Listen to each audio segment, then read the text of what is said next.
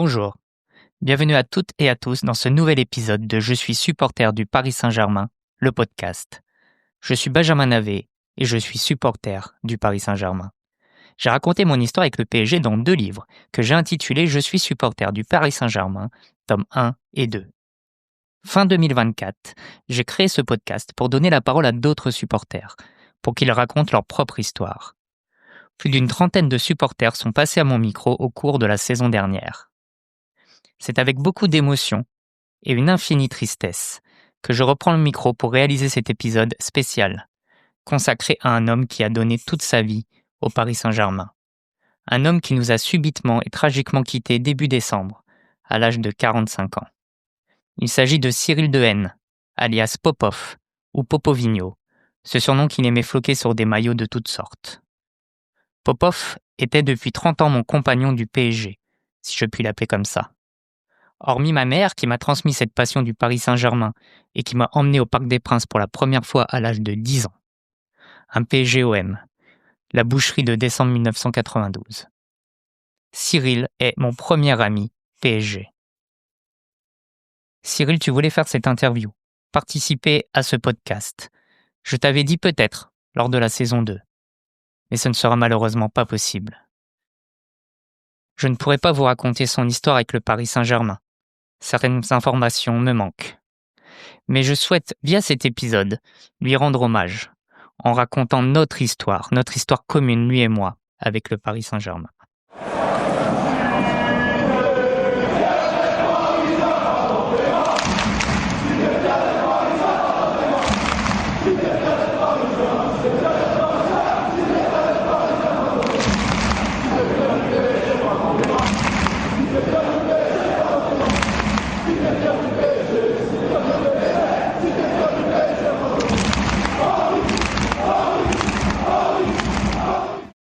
Qui étais-tu, Popov ?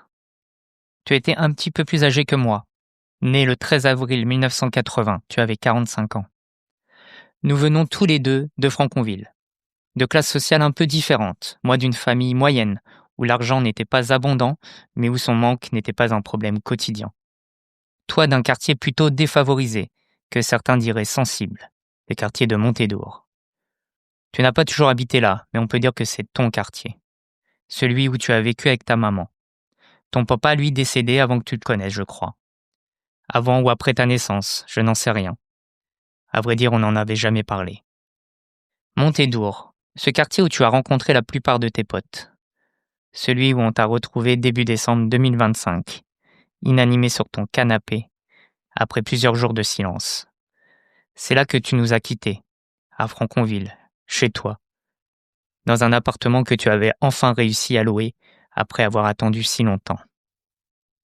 Remontons 30 ans en arrière, au collège Épinguillon. C'est là que nous avons eu nos premiers contacts. Ton parcours scolaire n'a pas été le plus brillant, mais nous ne parlions pas de ça. Nos préoccupations communes étaient tout autres. Nous partagions la même passion pour le football. Nous avons tous les deux joué au FC Franconville. Légèrement plus âgé que moi, nous n'avons pas souvent été dans la même équipe. Mais je me rappelle de toi. Tu étais le plus souvent dans les buts, même si je me souviens de t'avoir vu parfois attaquant. Un ami commun m'a glissé récemment que tu kiffais Bernard Lama, le chat. Tes envies d'aller au but viennent sûrement de là. Et puis, tu étais loin d'être le joueur le plus technique. Il me semble même que tu subissais parfois quelques moqueries du fait que tu n'étais pas le joueur le plus svelte. Les enfants et les ados sont moqueurs, parfois même méchants. Mais tu réagissais avec détermination et motivation.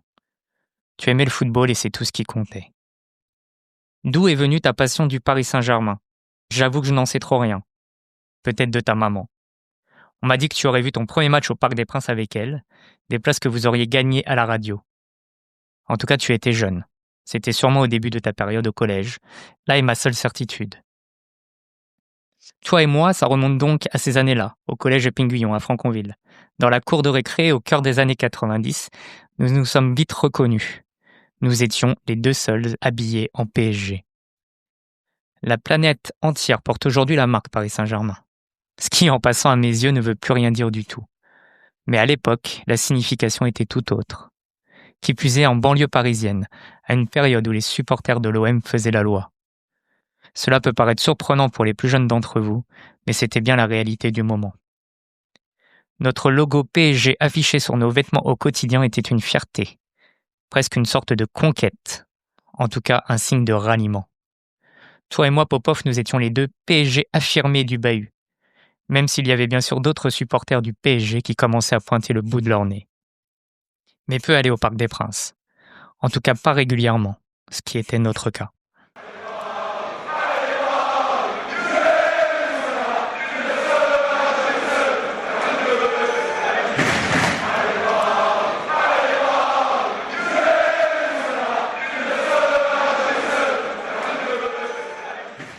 En grandissant, nous avons rapidement et logiquement enclenché une autre facette des supporters, celle des déplacements.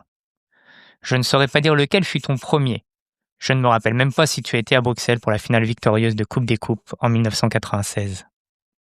Mais je sais que tu as fait partie de ma propre histoire parisienne, dès mon premier déplacement, à Rotterdam, pour la finale de la Coupe des Coupes en mai 1997.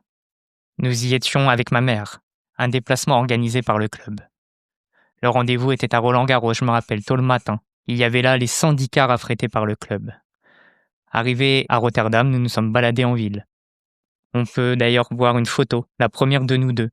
La même casquette PSG rouge et bleu sur la tête. Chacun un kawaii PSG différent. Pour toi, un maillot Echter et un pantalon au motif militaire noir et blanc. Tu avais aussi une pochette banane accrochée à l'épaule et une écharpe du PSG cachée sous ton kawaii. Puis nous avions fait un tour à la fan zone réservée aux supporters parisiens et bien sûr, le match. Nous étions en virage devant le but, là où notre destin sportivement tragique s'est dessiné. Bruno Ngotti qui a fait faute. Le Brésilien Ronaldo qui a marqué le tir au but. Et plus tard, Patrice Loco qui tira sur le poteau et Leonardo qui a repris le ballon mais tiré juste au-dessus. Les deux en moins de 10 secondes, sur la même action. J'avoue, je n'ai plus tous ces souvenirs en tête, c'était il y a bien longtemps. Il y a bientôt 30 ans. Mais des passages et des images restent gravés dans ma mémoire. En tout cas, nous ne savions pas ce jour-là qu'il nous faudrait attendre 28 ans pour revoir au stade une finale de Coupe d'Europe du Paris Saint-Germain. Entre-temps, il s'en est passé des choses. Nous avons vu des dizaines et des centaines de matchs au parc et en déplacement. Un peu moins d'un an plus tard, cette finale de Rotterdam, alors que je n'avais que 15 ans, nous avons fait notre premier déplacement en solo. C'était pour le dernier match de la saison 1997-1998. Une défaite de 1 à Châteauroux. Pas trop loin pour un premier déplacement. D'ailleurs, nous n'étions pas totalement en solo puisque nous étions en quart, dans un déplacement officiel organisé par le département supporter du club. À l'époque, les différents groupes de supporters, les Ultras du Virage Auteuil et du COP de Boulogne, organisaient bien sûr leurs propres déplacements. Mais pour les autres supporters, les lambda, le club affrétait d'autres cars et organisait un déplacement avec la place, une boisson, un sandwich, tout était compris. Encore mineur, cela était parfait pour moi. Et comme tu n'avais pas le permis de conduire, c'était parfait pour toi aussi. En rentrant de déplacement, ma mère venait alors nous chercher en pleine nuit à l'arrivée au Parc des Princes pour nous ramener jusqu'à Franconville. Nous étions parfois tous les deux. Parfois d'autres potes profitaient de la voiture maternelle. Un scénario régulièrement renouvelé, avant qu'à ma majorité je passe le permis et évite à ma mère les allers-retours en pleine nuit. Un autre souvenir auquel pourtant je n'ai pas participé, mais qui m'avait marqué à l'époque au point de m'en souvenir encore aujourd'hui. Tu avais fait le déplacement à Palerme, en Sicile. Le tout en avion avec le déplacement organisé par le club pour le match retour de la finale de la Super Coupe d'Europe de 1997. Une défaite 3-1 après une branlée reçue au match aller au Parc des Princes, une humiliation 6-1 par la vieille dame de Deschamps et de Zidane. Ce déplacement que je n'ai pas fait, mais à mi-chemin temporel entre la finale de Rotterdam et mon premier déplacement national à Châteauroux, je pense pouvoir affirmer aujourd'hui que c'est en partie grâce ou à cause de toi, je ne sais pas quel mot choisir, que j'ai pris goût aussi au déplacement. Ce périple en Sicile m'avait sûrement donné envie et donné des idées pour l'avenir. Il faut dire que tu as été précurseur, un exemple je pense pour beaucoup de tes amis, qui sont devenus supporters du Paris Saint-Germain grâce à toi. Si certains se sont retrouvés à suivre le PSG et aller au Parc des Princes, tu n'y es sûrement pas pour rien.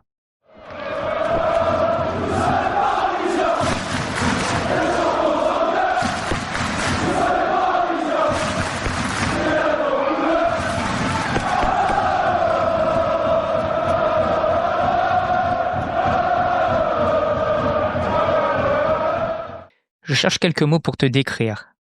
Parmi tes qualités, je citerai une valeur chère aux ultras, à savoir la fidélité. La fidélité en amitié, indéniablement. La fidélité à tes couleurs rouge et bleu, évidemment. Le PSG n'est pas une simple passion, c'est une seconde peau. Et la fidélité au virage Auteuil, bien sûr. Je t'ai connu une 30aine d'années, et ça fait 30 ans que Popov et le virage Auteuil sont deux entités qui ne vont pas l'une sans l'autre.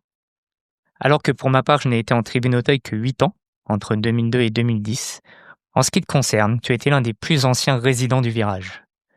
Tu m'as toujours parlé avec fierté de tes premiers pas dans le virage Auteuil, tout jeune, au début des années 90.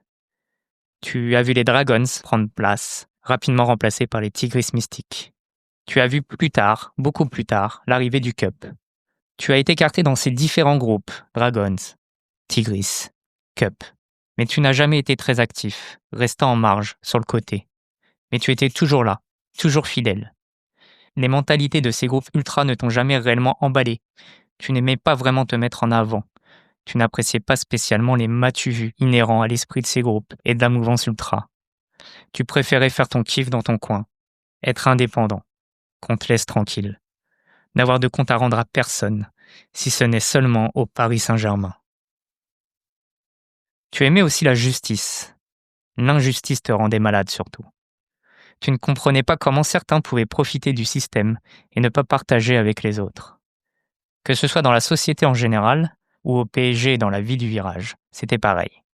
Je réentends ces conversations où tu te plaignais, gentiment et sans vraiment t'énerver, que tel groupe profitait de tels avantages alors que nous autres supporters lambda n'avions aucune considération. Même les quartiers lambda n'avaient en général droit à rien, ou presque rien. C'est pourquoi tu finissais toujours par ne plus te carter. Tu donnais ton argent, mais n'avais rien en retour. Trop bon, trop con. La gentillesse, voici une autre de tes qualités. Même si parfois tu étais trop gentil, tu le savais. Mais c'était comme ça, tu n'y pouvais rien. C'était ta nature, ton caractère. Mais tu ne faisais pas non plus toujours les bons choix, et tu n'étais pas toujours le plus organisé. Ou je dirais plutôt que ton extrême gentillesse te masquait parfois la réalité des choses. Tu as ainsi collectionné les plans galères. Il me revient une anecdote, qui celle-ci était totalement sans conséquence et qui prête à rire. Cette fois où tu m'as demandé de t'accompagner un soir de 2001 au Parc des Princes, pour être figurant sur le tournage du film 3-0. Et en plus, le repas était offert. On se pointe comme ça à un portique d'accès de la tribune Auteuil. Un stadier nous dit alors qu'il fallait s'inscrire, qu'on ne pouvait pas être figurant comme ça juste en se pointant au parc. Bien sûr, tu ne savais pas ça. Et moi, je t'ai suivi sans poser plus de questions. On est donc rentré à Franconville la tête basse, mais avec un souvenir cocasse à raconter. Sur le retour, on s'est peut-être tout de même arrêté pour dîner au McDo Wagram. C'est possible, je ne sais plus. Tu aimais la vie, même si elle a été souvent dure avec toi. Je ressens que tu n'avais pas toujours confiance en toi, que tu n'étais pas toujours à l'aise. Comme ce jour où tu n'as pas osé venir à une fête que j'organisais avec ma famille et mes amis pour célébrer mes 40 ans. Tu craignais de te mélanger avec les autres. Tu avais un peu peur de leur regard et peut-être de leur jugement. C'est au dernier moment que tu m'as dit que tu ne viendrais pas, même si je pense que tu avais mûri ta réflexion bien avant. Pourtant, tu aimais les gens. Tu aimais aussi te prendre en photo avec des célébrités. J'ai toujours en tête la fois où, devant le Parc des Princes, Jamel Debbouze et Jean-Pierre Bacry se sont arrêtés en voiture devant nous. Tu as vite dégainé pour que je te prenne en photo avec eux. J'ai retrouvé cette photo. C'était en 1999, avant le match amical Paris Saint-Germain-Cameroun. Tu aimais ainsi te prendre en photo avec des joueurs et d'autres personnalités. Nous y reviendrons. La preuve que tu aimais les autres, que tu cherchais à t'occuper d'eux et à transmettre aux plus jeunes. Tu as été quelque temps éducateur de football au FC Franconville. Puis tu as longtemps travaillé pour un organisme qui a organisé des voyages et des centres de vacances pour les enfants. Je ne t'ai jamais connu professionnellement, mais tu me racontais parfois les galères que tu rencontrais dans ce milieu. La difficulté d'avoir des accompagnateurs, de trouver des éducateurs fiables, des problèmes de financement, d'organisation. Un milieu qui t'a usé et que tu as dû finalement quitter par contrainte et non par choix. Un autre exemple de ta gentillesse, de ta sympathie pour les autres, le jour du relais de la flamme des Jeux Olympiques et Paralympiques de Paris 2024. Le parcours est passé par Franconville. C'est d'ailleurs l'arbitre Stéphanie Frappard qui a lancé le cortège, une locale de l'étape. Nous étions allés voir le relais avec ma mère et ma compagne Claire. Le relais était passé devant la maison de retraite où réside ma grand-mère. Nous y avons fait un saut et t'y avons croisé. Une grande fête olympique était organisée sur le parking, avec des initiations sportives. Derrière le bâtiment, loin des regards, se trouvait une initiation à la boccia, un sport paralympique totalement inconnu du grand public. C'est un ami à toi, Najim Refouli, qui présentait ce sport, son sport. Najim est atteint d'une infirmité cérébrale qui l'oblige à être en fauteuil roulant, mais ne l'empêche nullement ni d'exceller dans ce sport de la boccia, pour lequel il est parmi les meilleurs pratiquants français et à la porte de l'équipe de France, si seulement il avait plus de moyens de sponsors pour l'accompagner, ni d'être un fervent supporter lui aussi du Paris Saint-Germain. Ce jour-là, alors que nous nous croisons sur le parking de cette maison de retraite, nous te demandons ce que tu fais là, et tu nous expliques que tu accompagnes Najim, que tu nous as d'ailleurs présenté. Claire a pu découvrir la pratique de la boccia dans une partie amicale et nous avons pu discuter avec Najim des difficultés financières et organisationnelles pour tout d'abord pratiquer puis exceller dans ce sport nécessitant l'achat de matériel spécifique et la présence permanente d'un accompagnateur. Popov, ce jour-là avec Najim, ta présence à ses côtés et ton insistance bienveillante pour qu'on vienne le rencontrer derrière le bâtiment, ça n'a l'air de rien raconter comme ça et ça te représente parfaitement. Toi qui n'avais pas grand-chose, tu possédais une gentillesse extrême, toujours là à ta manière, pour aider les autres. Dans cette même logique, tu étais fier, je pense, que j'écrive mes articles pour le site Virage Paris. Tu étais fier que je publie mes 2 livres, Je suis supporter du Paris Saint-Germain. Tu étais fier que je réalise mon podcast et que je raconte l'histoire des supporters du PSG. Tu ne manquais jamais de partager mes posts sur Facebook pour promouvoir mes contenus. Un intérêt de ta part, bien sûr, pour le sujet PSG, mais aussi et surtout une preuve de ta gentillesse, de ton envie d'aider les autres.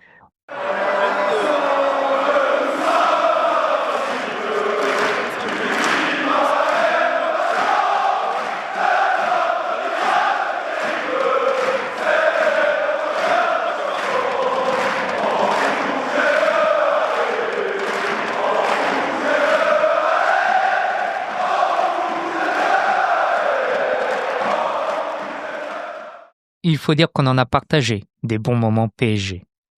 Mais c'est assez surprenant pour le signaler, je crois que nous n'avons jamais vu un match ensemble au Parc des Princes. Depuis 30 ans, tu peuples la partie basse du virage Auteuil, anciennement Auteuil-Rouge, un endroit où je n'ai jamais vu un match du Paris Saint-Germain. Mes 8 saisons passées à Auteuil, j'étais dans la partie haute, avec les Lutèce Falco. Très souvent au tambour, debout dans la zone No Man's Land, surplombant Auteuil-Rouge, je pouvais t'apercevoir d'en haut, du dessus, te faire un signe. Mais jamais nous n'avons été côte à côte. Nous nous sommes rattrapés en déplacement, parfois tous les deux, parfois avec d'autres potes. Certains deps me reviennent particulièrement, comme cette fois à Rennes, en 2008, avec mes potes Pierre-Yves, dit Pipe, et Nico du Parc.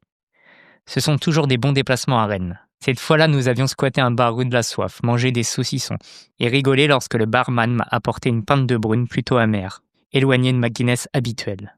Et pour cause, quand j'en fis part au tenancier, il examina son fût et m'expliqua finalement que sa Murphy's s'était altérée. J'eus le droit à une nouvelle pinte, qui plus est offerte. Nos déplacements furent si nombreux, ils se ressemblaient beaucoup parfois, qu'il est possible que j'en confonde certains, que je mélange dans ma tête les anecdotes. Je me souviens bien de Bordeaux, une ville que tu appréciais. Tu y avais des attaches amicales, et aussi dans la région. Dédicace ainsi à Kiki. Il avait, je crois, tenté un temps de te faire venir vivre vers chez lui dans le sud-ouest. Tu as refusé, tu aurais été loin de ton parc. Je me rappelle en revanche vous avoir croisé non loin du Matmut Atlantique avant la finale de Coupe de la Ligue contre Monaco en 2018. Mais Bordeaux, c'est aussi 10 ans plus tôt, en décembre 2009, un autre déplacement avec Nico du Parc et Pierre-Yves. Nous avions pris le TGV. Nico venait de Lille. Son train avait du retard, il avait galéré à arriver jusqu'à Montparnasse et raté le TGV pour Bordeaux. Encore une anecdote mémorable. Puis les souvenirs d'un bon week-end bordelais, notre appart-hôtel non loin du stade Lescure, notre déambulation en centre-ville, la soirée avec ta pote Aline. Tous les ingrédients qui font qu'on aime les déplacements, qu'on aime le football, qu'on aime le PSG. C'est loin où c'était hier. Le bon vieux temps de nos déplacements entre potes, en indep.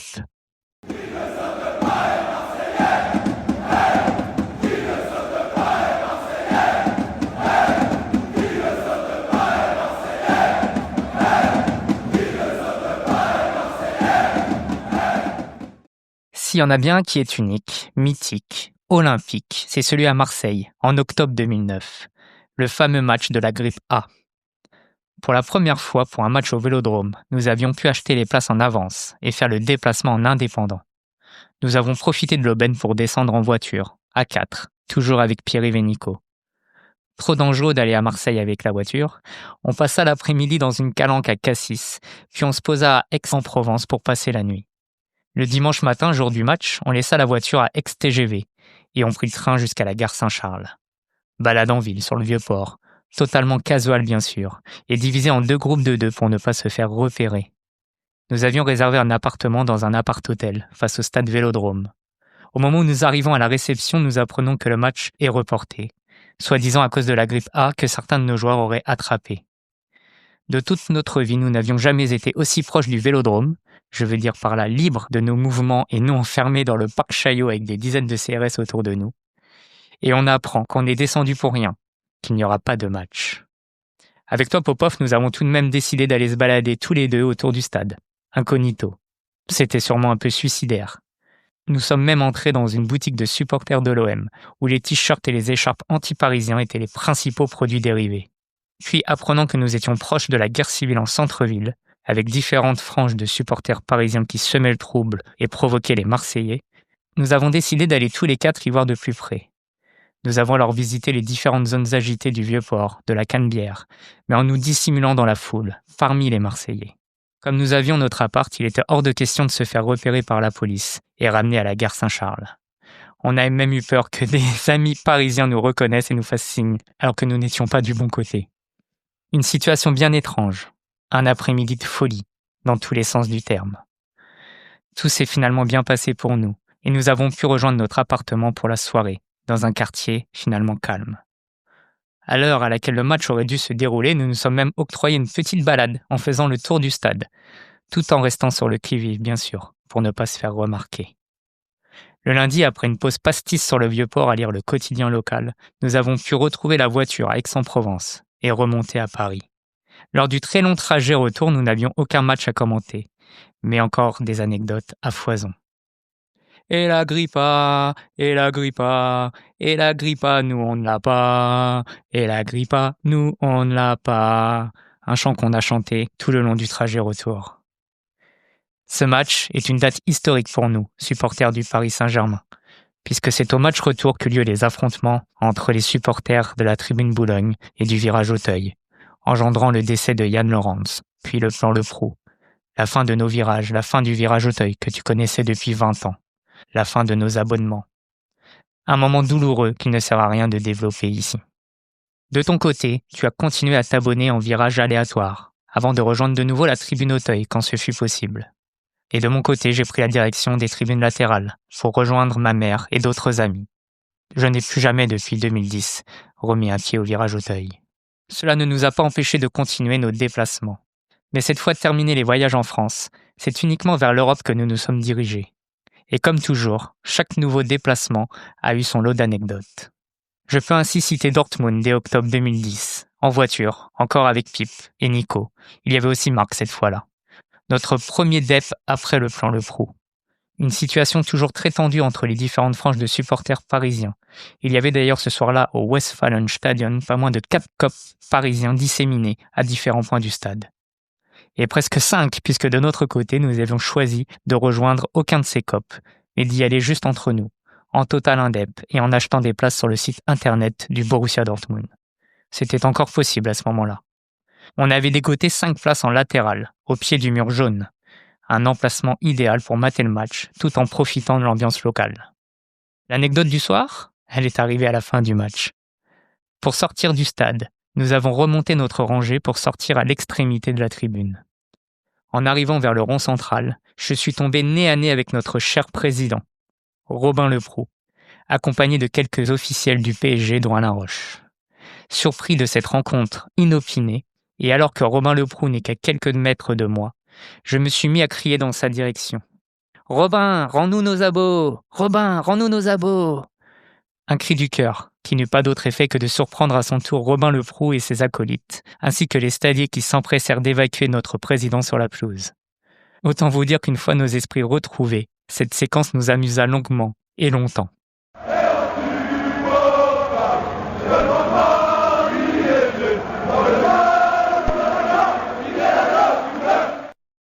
Mon Popov, voici quelques autres souvenirs de nos déplacements, à travers l'Europe cette fois.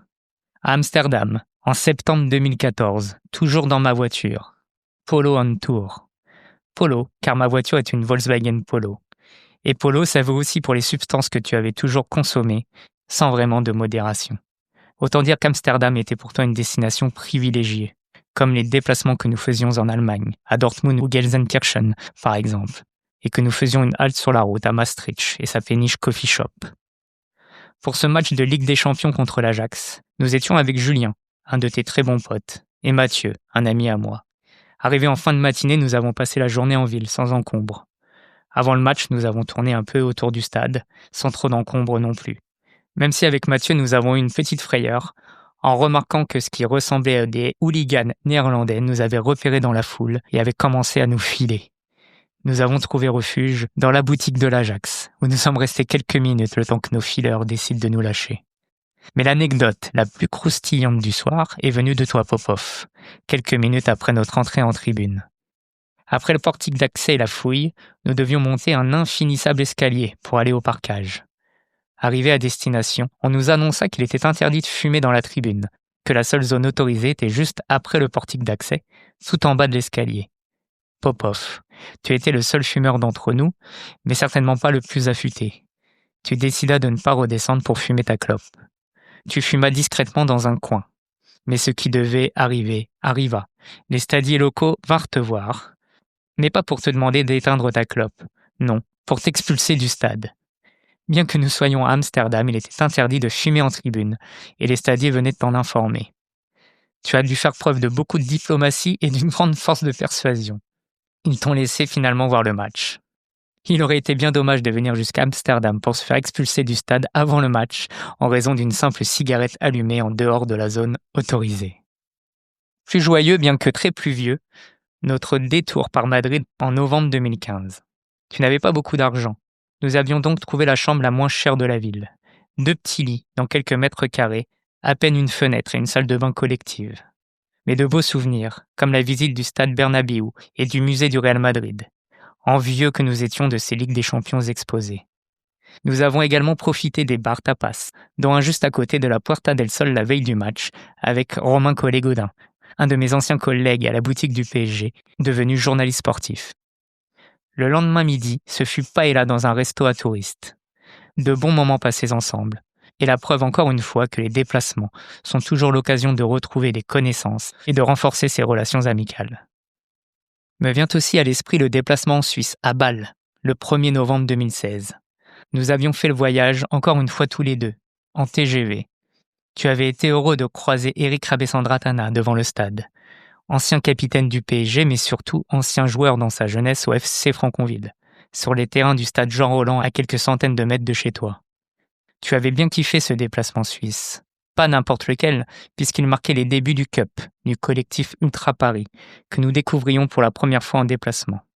Ils avaient été le moteur d'une bonne ambiance dans le parcage, ça faisait longtemps. Et je me souviens, à la sortie du stade, nous avions marché à leur côté. Eux qui remontaient dans une sorte de cortège jusqu'à leur car, nous qui remontions en ville vers notre hôtel. Nous scrutions les visages pour voir si nous en reconnaissions quelques-uns et prendre la température de ces nouveaux ultra-parisiens. 1 an plus tard, en décembre 2017, j'avais enclenché un déplacement de plusieurs jours avec ma mère. Nous étions allés à Strasbourg pour un match de championnat le week-end, puis poussés jusqu'à Munich pour la Ligue des Champions, le dernier match de la poule.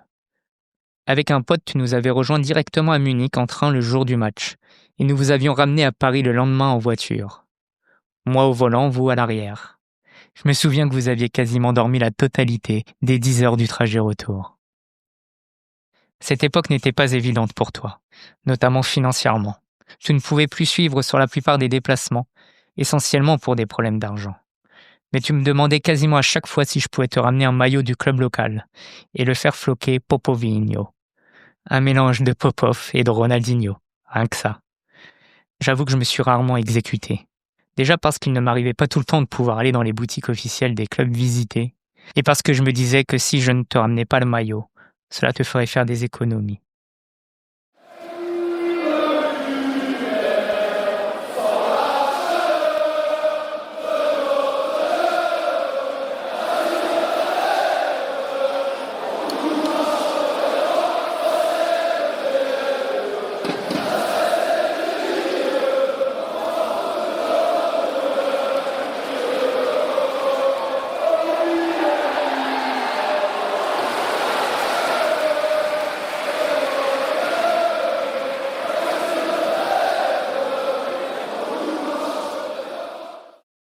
Enfin, il faut que nous parlions de cette finale à Munich.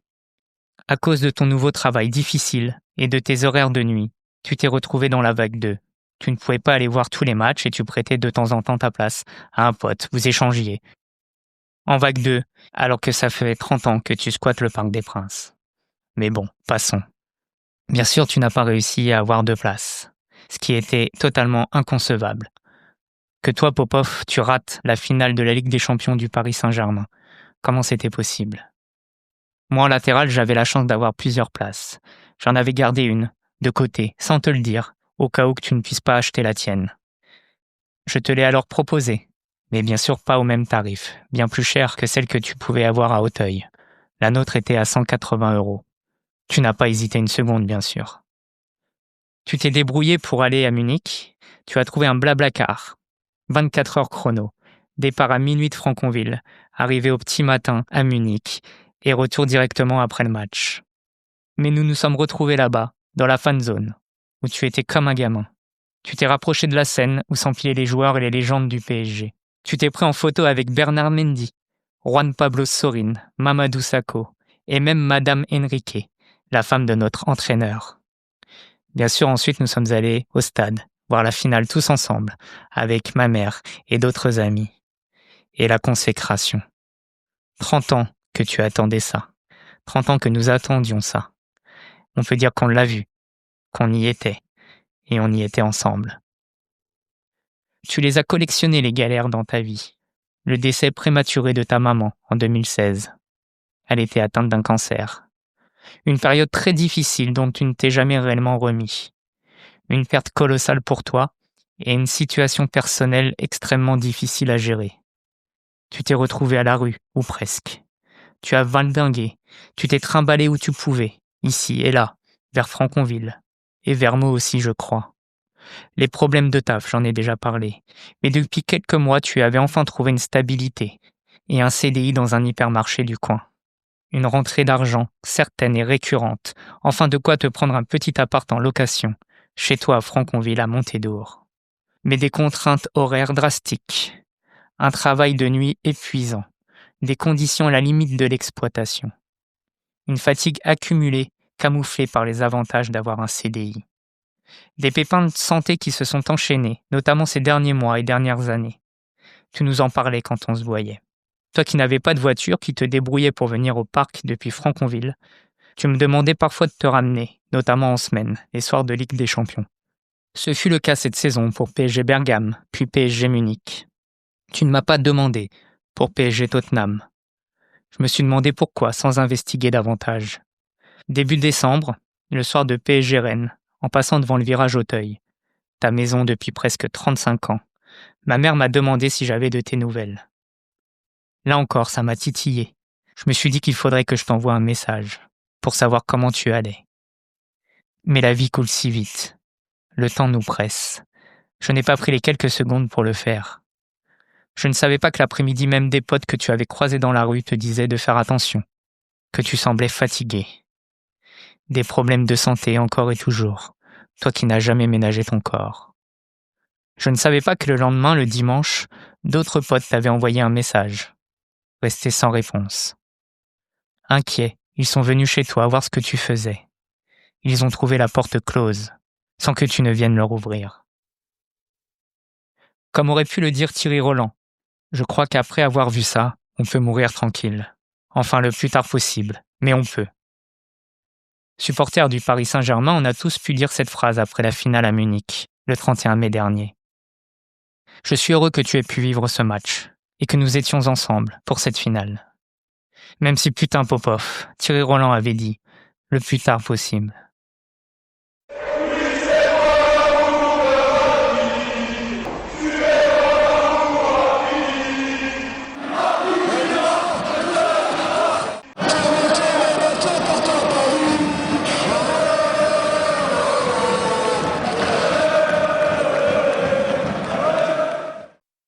Sur ton profil copain d'avant, voilà un nom de site qui résonne différemment aujourd'hui.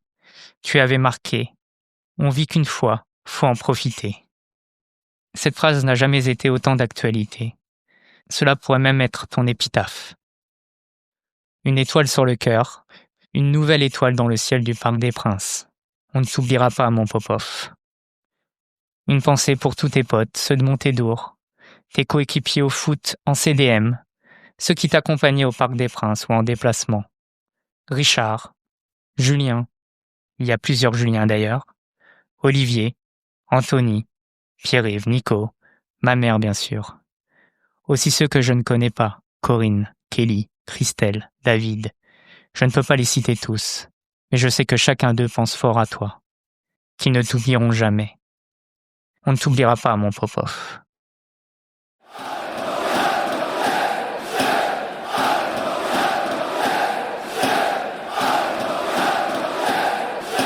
Allez, Popov, allez, Popov, allez, allez, Popov, allez, Popov, allez, allez, Popov, allez, Popov, allez.